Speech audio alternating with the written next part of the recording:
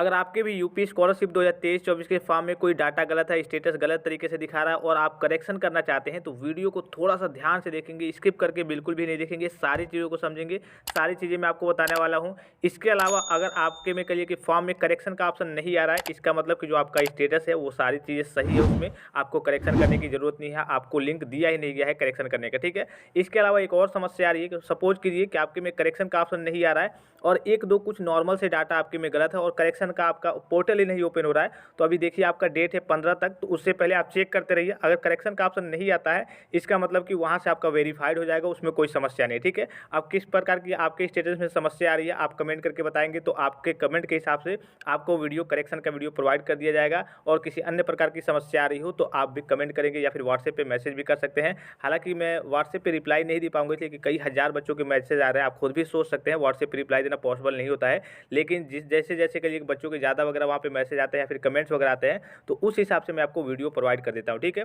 अब करेक्शन कैसे करना है और उसमें स्टेटस में किस प्रकार की समस्या वगैरह आ रही है ये देख लीजिए। तो करेक्शन करने के लिए सबसे पहले आपको यूपी स्कॉलरशिप के ऑफिशियल वेबसाइट पर विजिट करना होता है, ठीक है। गूगल में आप जाकर के सर्च करेंगे और यहाँ से आपको डेस्कटॉप साइट पर कर लेना होता है। उसके बाद से यूपी स्कॉलरशिप के ऑफिशियल वेबसाइट पर विजिट करना होता है, जो सबसे पहला ऑप्शन होगा। अब देखिए यहाँ से देखिए स्टूडेंट का ऑप्शन एक दिख जाएगा, ठीक है। स्टूडेंट वाले ऑप्शन से अगर आपने पहली बार फॉर्म फिलअप किया होगा तो फ्रेश लॉगिन, अदरवाइज दूसरी बार या फिर तीसरी बार फॉर्म फिलअप किया होगा एक ही सेम कोर्स में तो रिन्यूअल लॉगिन पे क्लिक करना है। सपोज कीजिए कि आपका 11 के स्टूडेंट से पहली बार आपने फॉर्म फिलअप किया है तो यहाँ पे फ्रेश लॉगिन पे क्लिक करेंगे। दूसरी बार यानी कि कहिए कि कक्षा 12 में आपने फॉर्म फिलअप किया है पोस्ट मैट्रिक में ही तो आप रिन्यूअल लॉगिन पे क्लिक करेंगे। इसी प्रकार से मान लीजिए कि आप कोई कोर्स कर रहे हैं, बीए बीएससी एमएससी पॉलिटेक्निक कुछ भी कर रहे हैं तो आपने फर्स्ट ईयर में फॉर्म फिलअप किया है तो फ्रेश लॉगिन, या फिर सेकंड ईयर में या फिर फाइनल ईयर में दूसरी बार फॉर्म फिलअप किया है तो कहिए रिन्यूअल किया है मतलब तो रिन्यूअल लॉगिन पे क्लिक करना है। तो जो भी आपका होगा वो यहाँ से आपको सिलेक्ट कर लेना है, ठीक है। फ्रेश होगा तो फ्रेश लॉगिन, रिन्यूअल होगा तो रिन्यूअल लॉगिन। अब देखिए यहाँ से क्या करना है, एक चीज़ समझ लीजिए, यहाँ पे थोड़ा सा क्लिक किए रहना है और कहीं साइड में क्लिक कर देना है। इसके बाद से 4 ऑप्शन आएंगे। तो पहला ऑप्शन 9-10 के बच्चों के लिए है, दूसरा ऑप्शन 11-12 के बच्चों के लिए है। अगर आप 11-12 के स्टूडेंट्स हैं तो दूसरे ऑप्शन पे क्लिक करेंगे और जो तीसरा ऑप्शन है वो 9-10 और 11-12 को छोड़ करके उससे ऊपर की कोई पढ़ाई करते हैं, कोई कोर्स करते हैं यूजी के, पीजी के, डिप्लोमा के, जैसे BA BSc MA MSc BCom MCom BBA MBA DElEd ITI polytechnic BTech या फिर बीटीसी बीसीए एमसीए उनके लिए है। और चौथा ऑप्शन भी उन्हीं सभी बच्चों के लिए है जो तीसरा ऑप्शन है, लेकिन अदर स्टेट के बच्चों के लिए है। तो आपका जो भी होगा उस पर आपको सिलेक्ट कर लेना है। फिर आपसे कुछ नॉर्मल से डाटा मांगे जाएंगे, जैसे आपका रजिस्ट्रेशन नंबर हो गया, डेट ऑफ बर्थ हो गया, पासवर्ड हो गया और यहाँ पे ये कैप्चा दिख रहा होगा, इसको यहाँ पे फिलअप कर देना है और यहाँ पे सबमिट करना है। अगर आपको पासवर्ड याद नहीं है या फिर भूल गए हैं तो यहाँ पे क्लिक करेंगे तो कुछ बेसिक से डिटेल्स मांगे जाएंगे, आप अपना नया पासवर्ड प्राप्त कर सकते हैं, ठीक है। अगर नहीं समझ में आएगा तो आप कमेंट करेंगे तो वो भी वीडियो आपको प्रोवाइड कर दिया जाएगा। तो चलिए सारी चीज़ें फिलअप करके लॉगिन करके हम करेक्शन करना देखते हैं। अब देखिए सारी चीज़ों को फिलअप करने के बाद यहाँ पे सबमिट का जो ऑप्शन दिख रहा होगा इस वाले ऑप्शन पे आपको क्लिक कर देना है। आपका जो फॉर्म है वो लॉगिन हो जाएगा। यहाँ पे जो ऑप्शन दिख रहा होगा पैरेलल लाइन का, समांतर लाइन का, इस पर आपको क्लिक करना है और नीचे की ओर आपको यहाँ पे स्लाइड कर लेना है, ठीक है।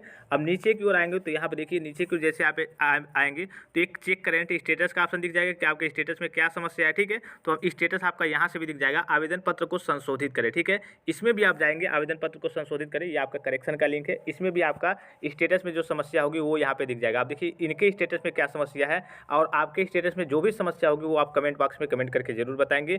ब्लैंक इनरोलमेंट यानी कि जो इनका इनरोलमेंट नंबर है या फिर कहिए कि बोर्ड का या फिर यूनिवर्सिटी का जो कहिए कि रजिस्ट्रेशन नंबर होता है वो ब्लैंक है, खाली है, ठीक है। Renewal student, blank enrolment, renewal student, enrolment number या फिर रोल नंबर या फिर marks not match with university uploaded data, ठीक है। अब देखिए इनके में क्या क्या गलती है। इनका जो ये मार्क्स भरा गया है, इन्होंने इनका एग्जाम आपको मालूम है कि अब जितने भी कोर्स वगैरह है उसमें सेमेस्टर वाइज एग्जाम हो रहा है। तो आपको मालूम है कि ईयरली, जैसे सपोज कीजिए कि आप किसी ईयर में मान लीजिए कि फर्स्ट ईयर अभी थर्ड सेमेस्टर में है तो फर्स्ट सेमेस्टर और सेकंड सेमेस्टर यानी कि फर्स्ट ईयर का आपको ओवरऑल रिजल्ट भरना होता है और इन्होंने केवल एक सेमेस्टर यानी कि फर्स्ट सेमेस्टर या फिर सेकंड सेमेस्टर किसी एक सेमेस्टर का ही भरा है। लेकिन आपको मान लीजिए कि आप सेकंड ईयर में है यानी कि थर्ड सेमेस्टर में है तो आपको फर्स्ट ईयर का ओवरऑल रिजल्ट भरना होता है, जितने में आपने जितना पाया है टोटल में टोटल, ठीक है। इसी प्रकार से अगर आपका सीजीपीए फॉर्म या फिर एसजीपीए फॉर्म में आपका रिजल्ट आता है तो उसमें आपको सीजीपीए या फिर एसजीपीए फॉर्म के हिसाब से या फिर सीजीपीए कह लिए उस फॉर्म के हिसाब से आपको रिजल्ट में 10 में जो भी आपका क्रेडिट होगा 10 में और जितना आपका बनेगा सीजीपीए उस फॉर्म में भरना होता है, जिस भी हिसाब से आपका रिजल्ट आता है। अगर ये पॉलिटेक्निक के स्टूडेंट्स हैं तो इनका कहिए कि टोटल प्राप्तांक और पूर्णांक आता है, इसमें सीजीपीए और एसजीपीए फॉर्म में इनका रिजल्ट नहीं आता है तो इनको नॉर्मल तरीके से भरना होता है। और यहाँ पे आपको दिख रहा होगा इन्होंने सीजीपीए प्रणाली चूज किया है, गत वर्ष की प्रणाली में इन्होंने सीजीपीए प्रणाली चूज किया है। और यहाँ पे देखिए ये स्टूडेंट है पॉलिटेक्निक के, यानी कि इन्होंने यहाँ पे भी जो डाटा वगैरह भरा है सीजीपीए प्रणाली ये इन्होंने गलत तरीके से भरा है, ठीक है, क्योंकि इनका जो रिजल्ट है सीजीपीए या फिर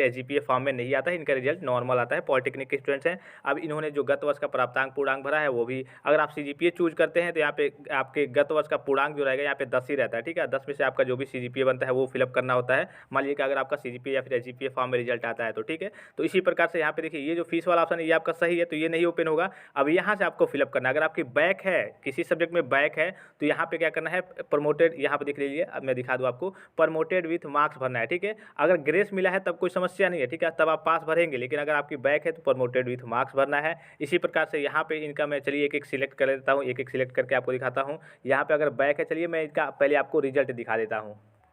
अब देखिए ये रहा इनका रिजल्ट, और इनके रिजल्ट में क्या है, प्रमोटेड विथ बैक है, ठीक है, यानी कि इनको प्रमोटेड विथ मार्क्स भरना है वहाँ पे। और 1300 में 869 है, और उसमें देखिए उन्होंने सेमेस्टर वाइज अपना रिजल्ट वहाँ पे मेंशन कर दिया और सीजीपीए प्रणाली में मेंशन कर दिया है, तो पूरा फॉर्म ही उनका एक तरीके से गलत है, ठीक है।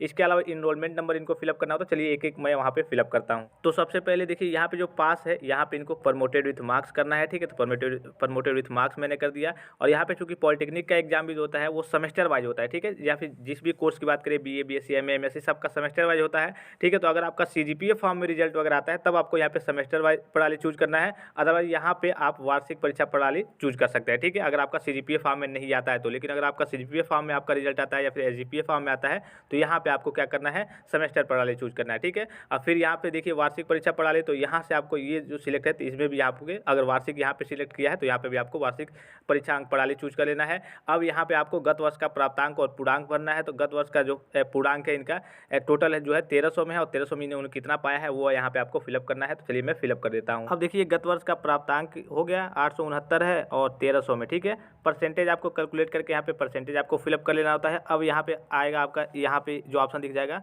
कि आपका वर्तमान पाठ्यक्रम का विश्वविद्यालय या फिर कहिए कि बोर्ड में पंजीयन क्रमांक, ठीक है। तो इसमें आपको क्या करना हो, अपना इनरोलमेंट नंबर फिलअप करना होता है। जो भी आपका इनरोलमेंट नंबर होगा, वर्तमान पाठ्यक्रम का विश्वविद्यालय या फिर बोर्ड में पंजीयन क्रमांक जो भी आपका होगा वो आपको फिलअप करना होता है। और यहाँ पे ये जो कैप्चा दिख रहा होगा, इस कैप्चा को यहाँ पे फिलअप करके सबमिट का ऑप्शन पे क्लिक कर देना होता है। सारी चीज़ों का मिलान आपको कर लेना होता है।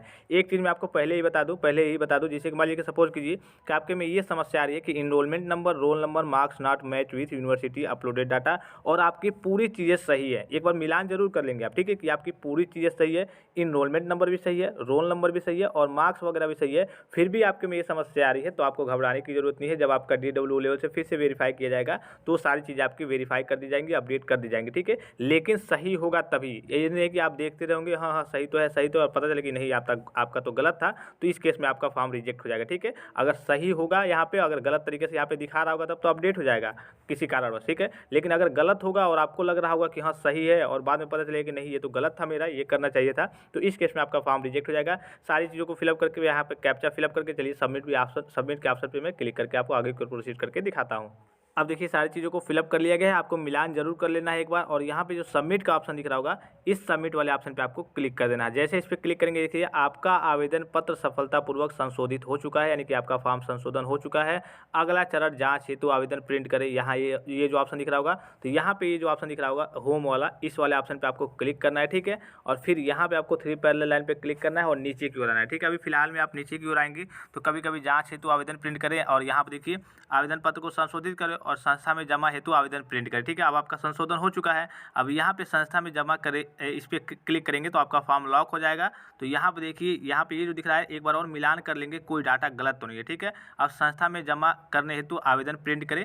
आप चूँकि करेक्शन में ये होता है कि आपका जो फाइनल प्रिंट है वो तुरंत ही निकल जाता है, ठीक है। यहाँ पे लिख के भी आएगा कि शिक्षण संस्था में जमा करने हेतु, ठीक है, यहाँ पे लिख के आएगा, ठीक है। और यहाँ पे देखिए संदेहास्पद डाटा को संशोधित करने के उपरांत, यानी कि संशोधन आपने कर दिया है और ये शिक्षण संस्थान में जमा करने के लिए है। अब इस पर आपने क्लिक कर दिया, आपका करेक्शन का जो ऑप्शन है वो लॉक हो गया है। और क्या क्या चीज़ें आपने करेक्ट की है यहाँ पे आपको सारी चीज़ें दिख जाएंगी कि आपके जो चीज़ें भरी है वो सही तरीके से भरी है या फिर नहीं, क्या क्या चूज किया है, इस प्रकार से आपको देख लेना है। और यहाँ से आपको इसको प्रिंट कर लेना होता है, ठीक है। यहाँ पे जो प्रिंट का ऑप्शन दिख रहा होगा, इसको यहाँ से आपको क्लिक करके इसको प्रिंट कर लेना होता है। और मैं आपको एक चीज़ और बता दूँ, काफ़ी सारे स्टूडेंट्स इसके बारे में पूछते भी रहते हैं। सपोज कीजिए कि आपने सारे कार्य कंप्लीट किए, प्रिंट भी कर लिया, हर एक चीज़ को कर लिया, तो इसके बाद से जो इसकी फ़ोटो कॉपी होती है उसको आपको कॉलेज में सबमिट करना होता है। फोटो कॉपी मतलब जो आपने जैसे पहली बार जो ये फाइनल प्रिंट आप निकाल रहे हैं, ये सेव कर रहे हैं, इसकी करिए कि फोटो कॉपी।